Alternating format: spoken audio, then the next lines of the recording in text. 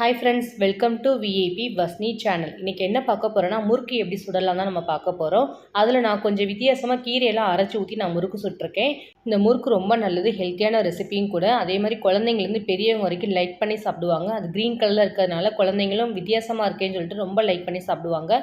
மறுபடியும் சொல்கிறேன், வீடியோஸை ஸ்கிப் பண்ணாதீங்க. ஸ்கிப் பண்ணிட்டீங்கன்னா நான் உள்ளே என்னென்ன இன்க்ரீடியன்ட் போடுறேன்னு உங்களுக்கு தெரியாது. ஸோ அதனால் சொல்கிறேன், ஸ்கிப் பண்ணாமல் பாருங்கள். ஃபஸ்ட் டைம் சேனலில் பார்க்குறவங்க அப்படின்னா சப்ஸ்கிரைப் பட்டனை கொஞ்சம் கிளிக் பண்ணிக்கோங்க. பக்கத்தில் இருக்கிற பெல் ஐக்கானை கிளிக் பண்ணும்போது ஆல்ன்ற ஆப்ஷன் கொடுத்தீங்கன்னா நான் போடுற வீடியோஸ் எல்லாமே உங்களுக்கு ஆன் த ஸ்பாட்டில் வந்து சேரும். வாங்க வீடியோஸ்குள்ளே போகலாம். முறுக்கு சுட போகிறது இன்றைக்கி நான் பாலக்கீரையில் தான் பண்ண போகிறேன். நீங்கள் பாலக்கீரை தான் எடுக்கணும்னு கிடையாது. உங்கள்கிட்ட என்ன கீரை இருக்குதோ நீங்கள் அதை கூட யூஸ் பண்ணி கூட பண்ணலாம். நான் என்கிட்ட இருக்கிற பாலக்கீரை எடுத்து நான் இன்றைக்கி முறுக்கு சுட்டு உங்களுக்கு காமிக்க போகிறேன். ஃபஸ்ட்டு நமக்கு தேவையான அளவு கொஞ்சம் மட்டும் எடுத்துக்கலாம். கீரை ரொம்ப தேவைப்படாது. இந்த கீரையெல்லாம் தண்டு பகுதியை ஃபுல்லாக எடுத்துகிட்டு அந்த மேலே இருக்கிற அந்த கீரை மட்டும் நம்ம இந்த மாதிரி கிள்ளி போட்டுக்கலாம். கையாலே கிள்ளி போட்டுக்கலாம். ரொம்ப ஈஸியாக தான் இருக்கும். இந்த பாலக்கீரை பார்த்திங்கன்னா ரொம்ப சாஃப்டாக இருக்கும். இதோட இலையும் பார்த்திங்கன்னா இது ரொம்ப பெனிஃபிட்ஸ் இருக்குது. இந்த கீரையில் பார்த்திங்கன்னா நிறைய சத்து அதிகமாக இருக்குது. இந்த பாலக்கீரை பார்த்திங்கன்னா ரொம்ப குளிச்சு தரும் உடம்புக்கு. அதே மாதிரி இதில் ஊட்டச்சத்து அதிகமாக இருக்குது. செரிமான ப்ராப்ளம் இருக்கிறவங்க எல்லாத்துக்குமே சரி செய்யும் இந்த கீரை பார்த்திங்கன்னா. அதே மாதிரி உடம்புக்கு பார்த்திங்கன்னா புற்றுநோய் ஏதாவது வராமல் நமக்கு தடுத்தும் கொடுக்கும். இந்த கீரை பார்த்திங்கன்னா அவ்வளோ பெனிஃபிட்ஸ் இருக்குது. கண்டிப்பாக இந்த கீரையை வாங்கினீங்கன்னா இந்த மாதிரி முறுக்கு சுட்டு சாப்பிடுங்க, ரொம்ப நல்லாயிருக்கும். ஸோ ஃபஸ்ட் நம்ம கீரையை நல்லா கழுவிக்கலாம். கழுவி எடுத்ததுக்கப்புறம் இந்த மாதிரி மிக்ஸி ஜாரில் போட்டு நல்லா அரைச்சிக்கலாம். ஃபஸ்ட் நம்ம கழுவி வச்சுருக்க கீரையை ஃபுல்லாக மிக்ஸி ஜாரில் சேர்த்துக்கலாம். சேர்த்ததுக்கப்புறம் காரத்துக்கு ஏற்ற மாதிரி ஒரு 6 பச்சை மிளகா நான் சேர்த்துருக்கேன். எங்கள் வீட்டில் விளைஞ்ச குண்டு பச்சை மிளகா. நீங்கள் பெரிய நீட்டு பச்சை மிளகா கூட ஒரு 4 கூட சேர்த்துக்கலாம். தேவையான அளவுக்கு ஒரு 1/2 கிளாஸ் தண்ணி ஊற்றிட்டு இந்த மாதிரி மிக்ஸியை ஃபுல்லாக க்ளோஸ் பண்ணிவிட்டு நல்லா ஃபைனாக அரைச்சிக்கலாம். குறைன்னு இல்லாமல் நல்லா பேஸ்ட் மாதிரி அரைச்சிக்கோங்க. அரைச்சதுக்கப்புறம் இந்த மாதிரி ஃபில்டரால் வச்சு அந்த கீரையை ஃபுல்லாக ஃபில்ட்ரு பண்ணி நம்ம எடுத்துக்கலாம். ஃபில்ட்ரு பண்ணாமல் அப்படியே சேர்த்திங்கன்னா நம்ம முறுக்கு போடும்போது திரியாக தெரிய ஆரம்பிக்கும். கீரை நமக்கு அந்த சாப்பிடும்போது ஒரு மாதிரி இருக்கும். முறுக்கும் நமக்கு போடும் வராது. இந்த மாதிரி ஃபுல்லாக வடிகட்டிட்டு சேர்த்துட்டிங்கன்னா நமக்கு அந்த திப்பி எல்லாமே மேலே நின்றுடும். தண்ணி மட்டும் நமக்கு வந்துடும். ஸோ கீரையில் முக்கியமாக நமக்கு அந்த தண்ணி தான் சத்தே. ஸோ அந்த தண்ணியை ஃபுல்லாக நம்ம எடுத்துக்கலாம். நிறைய பேர் கலர் வரணுன்றதுக்காக இந்த மாதிரி க்ரீன் கலர் எசன்ஸ் கூட ஊற்றி கூட முறுக்கு பண்ணுவாங்க. நான் கீரையை அரைச்சி நான் அந்த சாறை எடுத்து தான் நான் முறுக்கு சுட போகிறேன். ஸோ தேவையான அளவுக்கு நம்ம சாறு ஃபுல்லாக எடுத்து வச்சாச்சு. முறுக்கு சுடுறதுக்கு மாவு எடுத்துக்கலாம். நான் இன்றைக்கி பேக்கெட் மாவு தான் வாங்கிட்டு வந்திருக்கேன். 1/2 கிலோ கிட்ட மாவு எடுத்திருக்கேன். ஸோ இந்த பேக்கெட் மாவில் தான் இன்றைக்கி நான் முறுக்கு சுட போகிறேன். நார்மலாகவே கடையில் விற்கிற பச்சரிசி மாவு எந்த மாவு வேணாலும் வாங்கிக்கலாம்.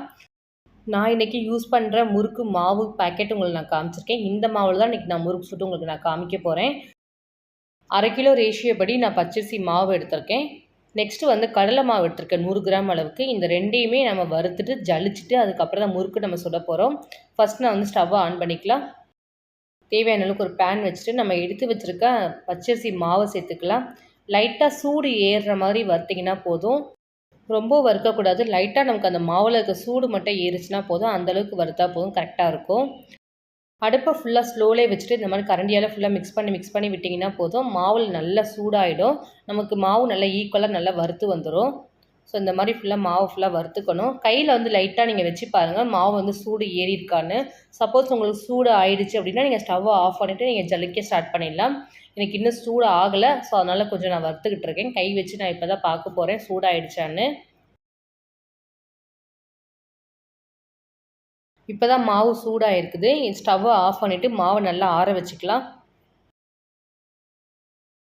நெக்ஸ்ட்டு நான் கடலை மாவு எடுத்திருக்கேன் 100 கிராம் அளவுக்கு. இந்த மாவையுமே நான் வறுத்துட்டு ஜலிச்சுட்டு தான் நான் முறுக்கில் சேர்ப்பேன். ஸோ இதையுமே நம்ம வறுத்துக்கலாம். நிறைய பேர் இதை வறுக்காம கூட டேரெக்டாக கூட சேர்க்கலாம் கூட நீங்கள் கேட்கலாம். ஸோ ஆப்ஷனல் தான். எனக்கு இந்த மாதிரி வறுத்து போட்டால் ரொம்ப பிடிக்கும். அதனால் நான் வறுத்து இந்த மாதிரி நான் பண்ணுறேன். இந்த கடல மாவு பார்த்திங்கன்னா வறுத்திங்கன்னா கொஞ்சம் நமக்கு அதில் பச்சை வாசனை அதெல்லாம் இருக்கும். அந்த ஸ்மெல் எல்லாமே போயிடும். அதேமாதிரி வறுத்து நம்ம சேர்க்கும்போது நமக்கு அது டேஸ்ட் நல்லாயிருக்கும். அதுக்காக தான் நான் வறுத்துக்கிறேன்.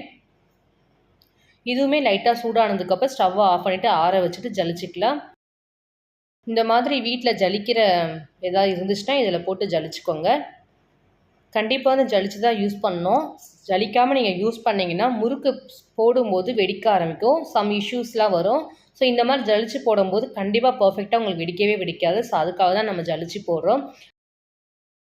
என்ன தான் நம்ம க்ளீனாக மாவு பண்ணாலுமே நமக்கு கொஞ்சமாவது உள்ளே அங்கே ஏதாவது வேஸ்டேஜ் அந்த மாதிரி இருக்கும். ஸோ அந்த வேஸ்டேஜ்லாம் எடுக்கிறதுக்காக தான் இந்த மாதிரி நம்ம ஜலிச்சு பண்ணுறோம்.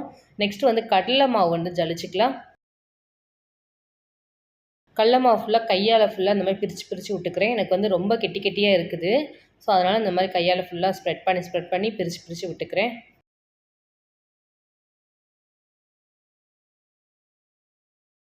கடலை மாவும் ஜலிச்சிட்டேன். இங்கே பாருங்கள் எந்த அளவுக்கு இதில் வேஸ்டேஜ் இருக்குன்னு. இந்த மாதிரி ரவுண்டாக இருக்கிறத நீங்கள் அப்படியே ஆட் பண்ணக்கூடாது. இதை தூக்கி நம்ம கீழே தான் போடணும்.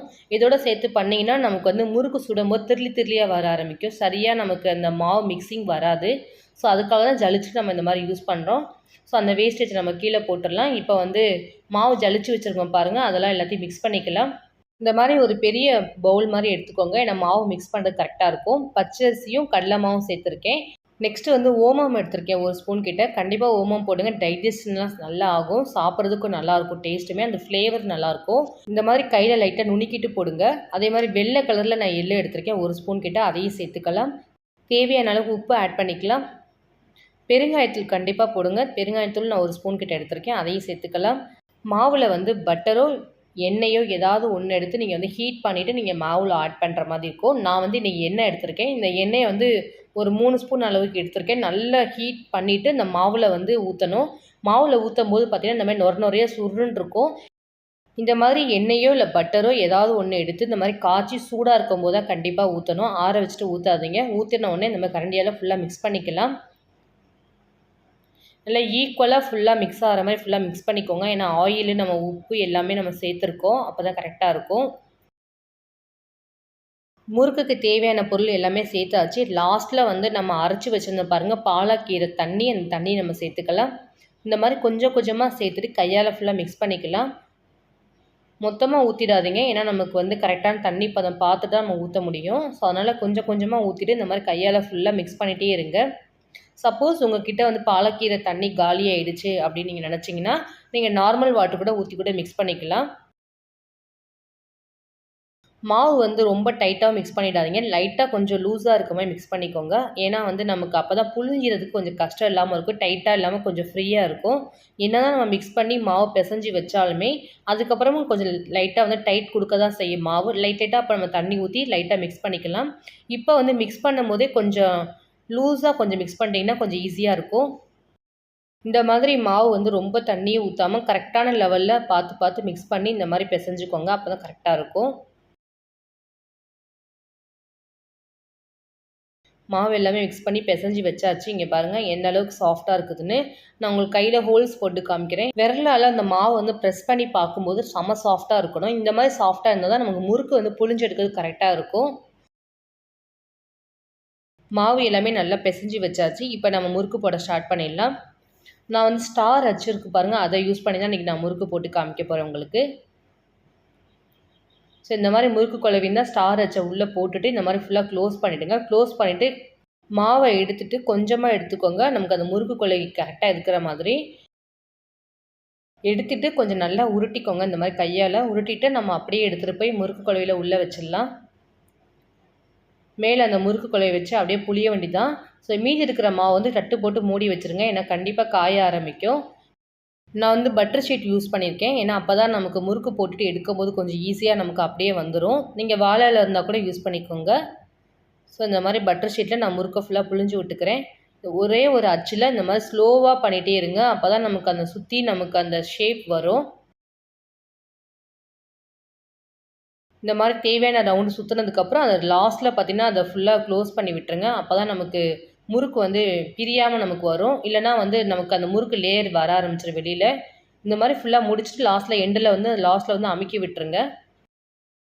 உங்களுக்கு இன்னொரு தடவை நான் பண்ணி காமிக்கிறேன்.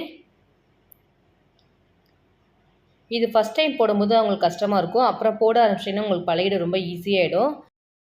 முறுக்கு வந்து பிழியும் போது இந்த மாதிரி டைட்டாக ஆரம்பிக்கும். மாவு பார்த்திங்கன்னா இறுக்கம் கொடுக்கும்போது நீங்கள் வந்து லைட்டாக தண்ணி தெளித்து இந்த மாதிரி மிக்ஸ் பண்ணி பிசைஞ்சுக்கோங்க. அப்பப்போ கரெக்டாக இருக்கும். முறுக்கு வந்து நம்ம பண்ணி வச்சுருக்கோம். நெக்ஸ்ட்டு வந்து சுட்டு எடுக்க வேண்டியது தான். ஃபஸ்ட்டு வந்து ஒரு பேனில் ஆயில் சேர்த்துக்கலாம்.